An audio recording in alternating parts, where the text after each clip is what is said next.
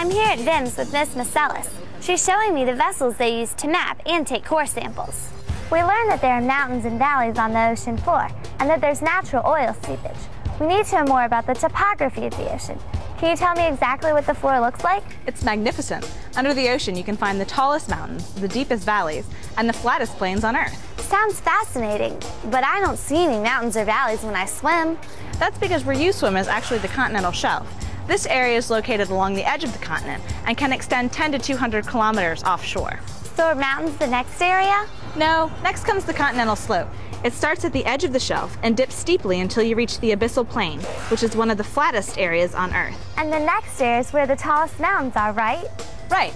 In the middle of the ocean, there are mountain ridges called mid-ocean ridges. This is where the seafloor is spreading apart, making new seafloor and building mountains. I learned about the seafloor spreading apart in the case of the shaky quake when we learned about plate tectonics. Very good. You'll also find volcanoes over those ridges and over hot spots in the Earth's crust. If a volcano grows tall enough to rise above sea level, they form islands. Just like the Hawaiian Islands, didn't they form over a hot spot? That's right. And if a volcano doesn't break the surface of the water, then it's called a seamount. There are also deep ocean trenches. I always thought of the ocean as sandy. Under the ocean is a whole world just waiting to be discovered, and that's where the core samples come in. Why do you take core samples of the ocean floor? Seismic reflection images show buried ancient river channels located near here during the last ice age. Coring helps us to verify that they exist. It seems like we have another mystery, and we need your help. Sure thing. What can I do? Right now, we're trying to find out where the oil globs on our beach came from. Mr. Wells said that oil sometimes seeps out naturally from the ocean, so we need to learn more about oil seeps. Oil and gas can seep directly onto the surface of the Earth, or into the oceans. Are seeps very common? Yes, they're quite common. Did you know in California, every oil and gas field discovered between 1860 and the early 1900s was actually found by people seeing it seep up from the Earth?